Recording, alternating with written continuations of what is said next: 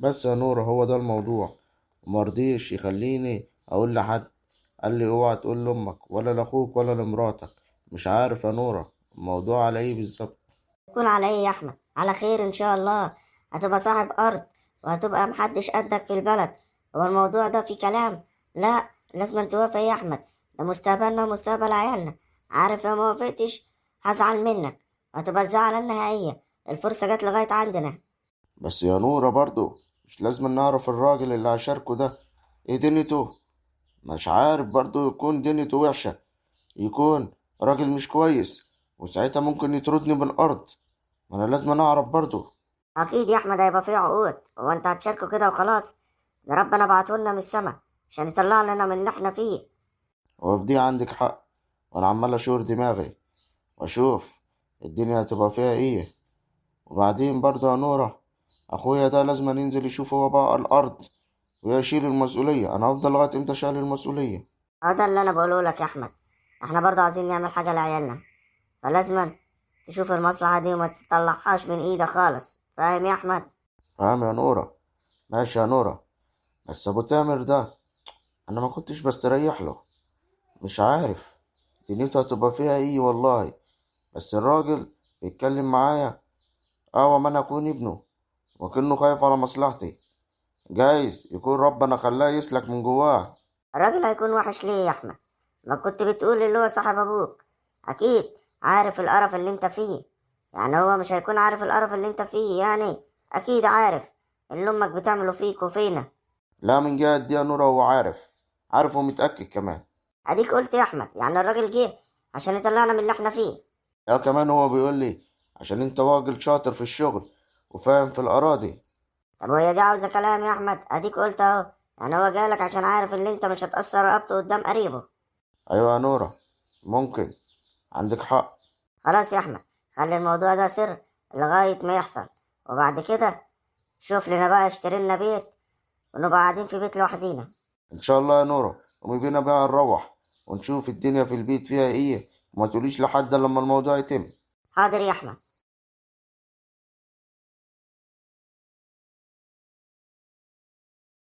السلام عليكم يا أمي. وعليكم السلام يا احمد. وانت يا بت يا نورة، وانت اخرت ليه يا بت مع جوزك في الغيط؟ وانا مش قلت لك تعالي بدري عشان تعمل الفطار؟ ولا ايه حكايتك بالظبط؟ انت يا بنت هتجننيني معاكي ولا ايه؟ لا يا حاجة، ما اخرت. انا ما كملتش وقت، انا ما كملتش ساعة. وايه يا حاجة؟ وبعدين بتزعلي ليه كده؟ انا زعلك براحتي. انا المسؤولة في البيت ده، وانا اللي ماسكة البيت. ازعل اي حد براحتي. فاهمة ولا مش فاهمة؟ فاهمة يا حاجة. بس برضو اتكلم معايا بالراحة. ما ينفعش كل حاجة زعيق وتنطيط كده عليا. انا كده يا شيخة؟ انت شريكتي ولا ايه؟ انا حرة ببيتي. يا أمي ما ينفعش كده، أنا جوزها برضه واقف. عيب ما تكلميها كده قدامي. ايه يا احمد؟ هتعمل لي ايه يعني؟ انا امك وبتكلم معاها. فيها ايه اما ازعق معاها؟ وانت ايه الحكايه بالظبط؟ حرشك عليا ولا ايه؟ ربنا سامحك يا حاجه. احرش ابنك عليك ازاي يعني؟ ده حتى عيب، ما ينفعش. يا أمي عيب اللي انت بتقوليه ده. أنا مش صغير عشان تحرشني عليكي. أنا بقولك احترميها وأنا واقف جنبها. عيب، واحترميني أنا كمان واعملي لي شخصية في البيت. شخصيتي يا شخصيه ومراتك بتقل مني؟ قولي، قولي انت اعمل لها ايه وهي واقفه بتقل مني؟ اسكت لها؟ يا أمي هي قلت منك فين؟ ده ما اتكلمتش خالص. الولية واقفة جنبي، انت اللي خدتيها وش من ساعة ما دخلنا. لا لا لا يا احمد، انت خلاص بقت تحرشك عليا وبقت بتيجي على امك عشانها. انا زعلانه منك يا احمد. يا أمي الولية ما اتكلمتش، انت اللي خدتيها وش. وبعدين أنا اللي أخرتها في الغيط معايا. هي ما اتأخرتش كمان، ده هي جت ما كملناش نص ساعة. برضه يا أمي كلامك غريب. ولا غريب ولا حاجه يا اخويا. مراتك متاخره، ومفروض اللي احنا في رمضان وفي فطار لازم نجهز. اما ايه؟ مين اللي هيفطرنا النهارده؟ هنفطر ايه والله يا عم احمد؟ اما مراتك ما جاتش لغايه دلوقتي، وبعدين جايه بتتكلم معايا بطريقه وحشه. يعني هي ما فيش إلا مراتي في البيت دي يا أمي؟ ما في واحدة قاعدة ليل ونهار بره قدام الباب ماسكة الموبايل، ما تعمل الفطار مرة. وانت يا احمد اللي هتقول مين اللي يعمل ومين ما يعملش؟ يا اخي عيب عليك حتى. ده انا واقفه يعني انا اللي بقول دلوقتي عاوز ما تخلينيش احس في البيت. ما هو انت كلامك يا امي ما ينفعش. واحدة قاعدة قدام الباب ملهاش الا التليفون، وواحدة جاية عليها. حتى الظلم حرام. ظلم ايه اللي حرام يا عم احمد؟ قول لي، بدل ما تمسك مرتك ترن على عشان ردت عليا تقول لي ظلم. ماشي يا عم احمد. بقول لك ايه يا امي، لو مش طيقانة نسيب لك البيت ونمشي. واه واه واه، تسيب البيت وتمشي؟ والله الموضوع وصل لكده يا عم احمد؟ ايوه يا امي، ما انا خلاص تعبت وجديت، مش هستحمل لمراتي الكلام اكتر من كده. لا، ده الموضوع فيه إنة كبيرة بقى. قول لي ايه الإنة؟ قول لي ايه الإنة يا عم احمد؟ معاك فلوس شايلها من ورايا ولا ايه؟ ولا فلوس ولا حاجة، ارض الله واسعة، وزي ما ربنا يعوز هيكون. عندك حق، عندك حق في كلامك يا عم احمد. خلاص يا عم احمد، شوف هتعملوا ايه، وانا اعتبروني مش موجودة في البيت. بقول لك يا امي اللي انت شايفاه. وبعدين انا ما شفتش نورة غلطت عشان تتكلمي معاها بحديد وحش. عاوزاها تعمل لك حاجة قولي لها. بعدين نورة مش مقصرة، دي ولية، بتنظف وتغسل وتعمل اكل وتروح تجيب الطلبات وتروح تساعدني في الغيط. ايه الرحمة بقى يا عالم، الرحمة كفاية. وواحدة قاعدة ماسكة التليفون، قولي لي ماسكة التليفون بتعمل ايه فيه بره؟ ايه شغالة في البورصة وانا معرفش ايه؟ انا اقول لك بتعمل ايه. ست مثقفة واخدة الاعدادية، لكن مراتك ما خدتش حتى ابتدائية. فهمت الفرق من دي ودي؟ ايه هو ده الفرق؟ فرق ايه يا امي؟ اعدادية ايه ومش واخدة ابتدائية ايه؟ على الاقل دي بتساعد جوزها وبتنظف وبتعمل كل حاجة في البيت. لكن الهانم على ريش نعام في ايدها. ايه هتوظفوها في البنك المركزي ولا ايه؟ عشان كده خايفين على ايدها تتبهدل؟ وليه جوزها جايب لها شغلانة في البنك المركزي؟ اه ياض، بقيت تتريق عليه مرات اخوك قدامي وانا ساكتة وعمال طايح في البيت ومحدش قادر يتكلم معاك ولا ايه يا احمد؟ ايوه، والمرة دي يوم عملتش حاجة مع مراتي هتبقى فيها حكايات كتير يمي. اول حاجة هاخد مراتي وعيالي وهسيبها لك بيت خالص وهمشي. طب يا عم احمد، اللي انت شايفه. هو اللي انا شايفه. يلا يا نورة انا داخل الأوضة. يا امي طلبت منك حاجة بالادب والاحترام اعملها لها، طلبتها منك بكده ما تعمليهاش وانا اللي بقولك. مبقاش حد قادر خالص يا احمد. ايوه يا امي محدش هيقدرني، والظلم حرام يا امي، الظلم حرام يا امي. يا بنت يا نوره انت للبت اللي بره اللي قاعده ماسكه التليفون، قول لها تسيب البورصه بتاعتها شويه وتيجي تعمل معاك الاكل من هنا ورايح. فاهمه ولا مش فاهمه؟ فاهمة يا احمد اللي انت تقول عليه؟ لا يا احمد، ده مش هيحصل. هيحصل يا امي، وانا من هنا ورايح انا اللي راجل مسؤول على البيت، وكل كلمه هتمشي مني. اديني قلت لكم يا اسيب لكم البيت وامشي انا وعيالي. انت بتروي دراعنا عشان انت اللي ماسك الارض. طب من بكرة يا احمد، محمد اخوك هينزل معاك وهوريك اخوك محمد هيعمل ايه وهيغير الارض ازاي، وهتشوف بكرة وبعده. اما يخلص جيم الطاولة بس اللي على القهوة يا امي يبقى ينزل معايا. انا راح انام شوية يا امي. كده يا سوسة تحرش ابني عليا؟ والله انا ما حرشتوش عليكي، بس هو فاق وعرف ان مراته بتتظلم وهو شايف كل حاجة من زمان بس كان ساكت، وجه الوقت اللي يرجع كرامة مراته. ماشي يا نورة، ده انا هيبقى حكاياتي معاكي كتير، ولا حكايات ولا روايات. هاخد جوزي وناخد عيالنا ونمشي. مالك يا اختي قلبكم مات ليه كده؟ الموضوع فيه إن ولا أي حاجة. فونا روحنا وعرفنا إن الظلم حرام. يلا يا بت غوري من وشي، روح اعمل الفطار عشان المغرب قرب يأذن. حاضر يا حاجة، راح عندها البرنسيسة من بره عشان تيجي تساعدني. ده مين يا بت؟ روح انت اعملي الفطار وسيبيها. خلاص يا حاجة، مش عاملة فطار وعادي، اعمل فطار لجوزي وعيالي بس. انت يا بت بتلوي دراعي. خلاص هي تخش تعمل فطار لجوزها وعيالها وانا اعمل فطار لجوزي وعيالي. ماشي يا نورة، وايه كمان يا نورة؟ هو ده النظام بعد كده يا حاجة؟ ماشي يا نورة، ماشي. اللي انت شايفاه بقى يا حاجة. ها اروح عندها لا، ولا اخش اعمل الفطار لجوزي وعيالي بس؟ روحي، روحي ان شاء الله ما ترجع منها.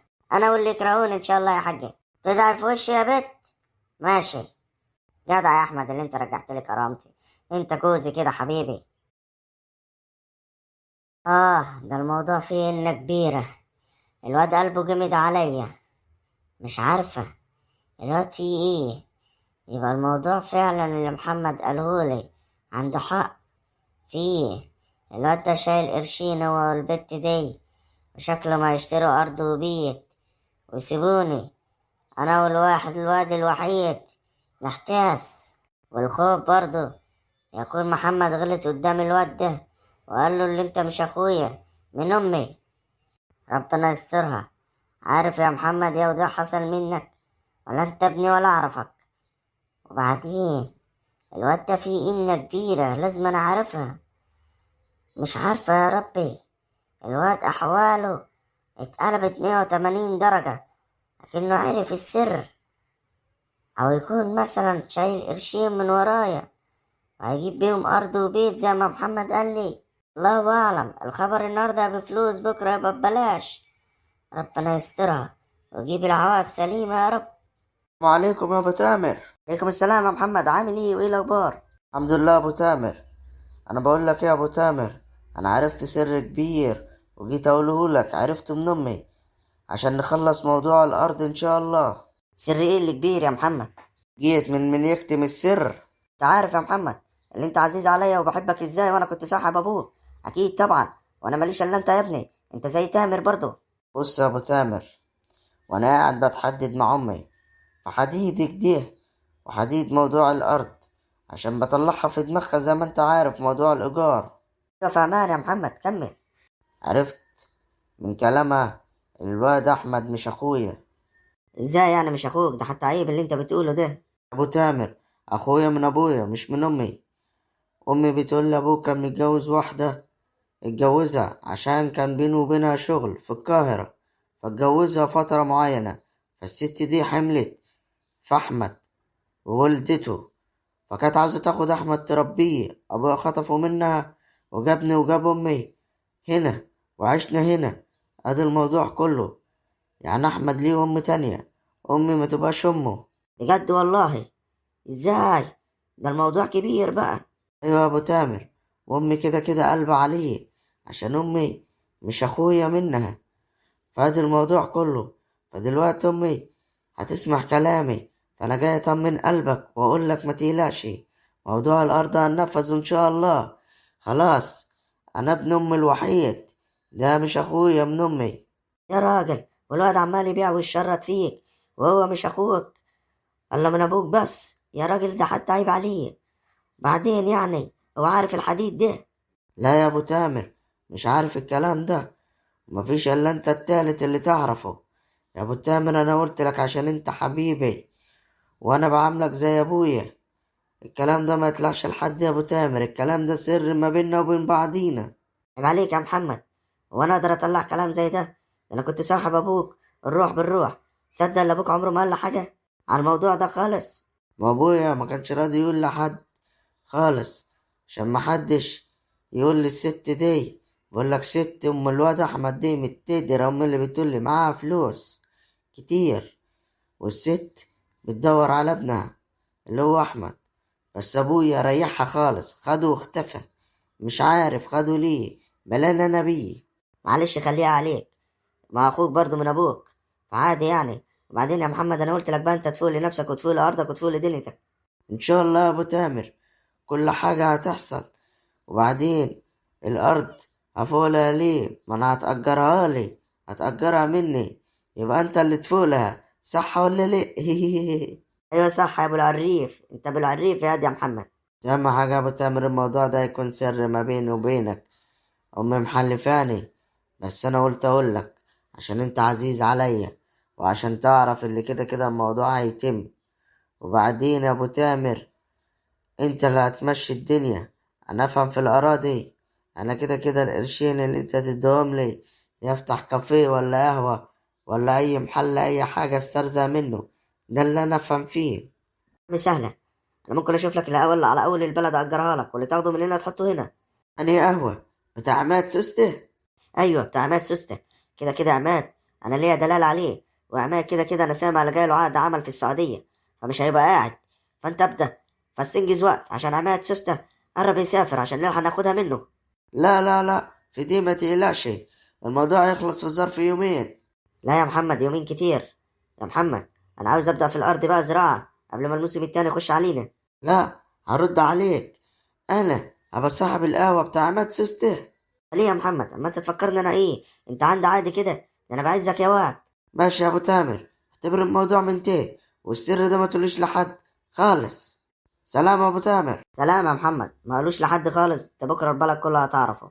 انا ابو صاحب القهوة بتاع عماد سوسته. يا حلاوة يا اولاد. انا ابو صاحب القهوة بتاع عماد سوسته. ايه اللي هيحصل في الدنيا؟ يا ابن الفلحه. ماشي. ماشي. اهو ده كارت نلعب بيه مع احمد.